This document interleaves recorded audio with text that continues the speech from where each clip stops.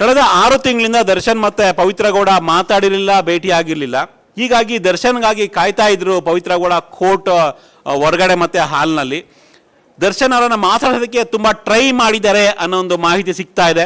ದರ್ಶನ್ ಅವರ ಮಾತಿಗೆ ಪದೇ ಪದೇ ದರ್ಶನ್ ಬಳಿ ಹೋಗಿದಂತಹ ಪವಿತ್ರ ಗೌಡ ದರ್ಶನ್ ಅವರ ಕಿವಿಯಲ್ಲಿ ಮಾತನಾಡೋದಕ್ಕೆ ಪದೇ ಪದೇ ಟ್ರೈ ಮಾಡಿದ್ದಾರೆ. ಆದರೆ ದರ್ಶನ್ ಇದ್ಯಾವುದಕ್ಕೂ ಕೂಡ ತಲೆ ಕೆಡಿಸ್ಕೊಂಡಿಲ್ಲ.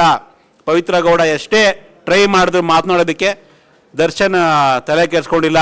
ಈ ವೇಳೆ ದರ್ಶನ್ ಅವರನ್ನು ನೋಡಿ ಪವಿತ್ರ ಗೌಡ ತುಂಬಾ ಭಾವುಕರಾಗಿದ್ದಾರೆ, ಕಣ್ಣೀರು ಹಾಕಿದ್ದಾರೆ ಅನ್ನೋ ಒಂದು ಮಾಹಿತಿ ಸಿಗ್ತಾ ಇದೆ.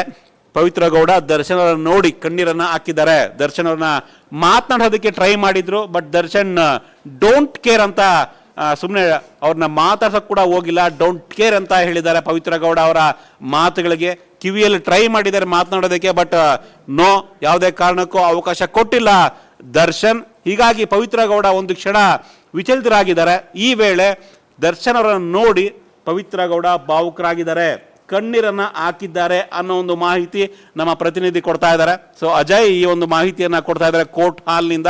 ನಮ್ಮ ಪ್ರತಿನಿಧಿ ಅಜಯ್ ಈ ಬಗ್ಗೆ ಹೆಚ್ಚಿನ ಮಾಹಿತಿಯನ್ನ ಈಗಾಗಲೇ ನಮಗೆ ಕೊಡ್ತಾ ಇದ್ದಾರೆ. ಮಾಹಿತಿಯನ್ನ ಅಜಯ್, ಪವಿತ್ರ ಗೌಡ ಹಾಗೂ ದರ್ಶನ್ ಮುಖಾಮುಖಿ ಆಗಿರ್ತಕ್ಕಂಥದ್ದು, ಅವರು ಕಣ್ಣೀರು ಹಾಕಿರ್ತಕ್ಕಂಥ ವಿಚಾರವನ್ನ ಕೊಟ್ಟಿದ್ದಾರೆ.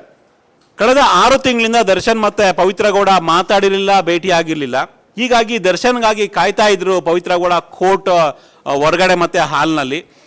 ದರ್ಶನ್ ಅವರನ್ನ ಮಾತಾಡೋದಕ್ಕೆ ತುಂಬಾ ಟ್ರೈ ಮಾಡಿದ್ದಾರೆ ಅನ್ನೋ ಒಂದು ಮಾಹಿತಿ ಸಿಗ್ತಾ ಇದೆ.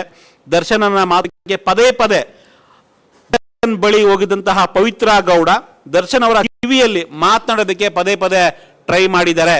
ಆದರೆ ದರ್ಶನ್ ಇದ್ಯಾವುದಕ್ಕೂ ಕೂಡ ತಲೆ ಕೆಡಿಸ್ಕೊಂಡಿಲ್ಲ. ಪವಿತ್ರ ಗೌಡ ಎಷ್ಟೇ ಟ್ರೈ ಮಾಡಿದ್ರು ಮಾತನಾಡೋದಕ್ಕೆ ದರ್ಶನ್ ತಲೆ ಕೆಡಿಸ್ಕೊಂಡಿಲ್ಲ.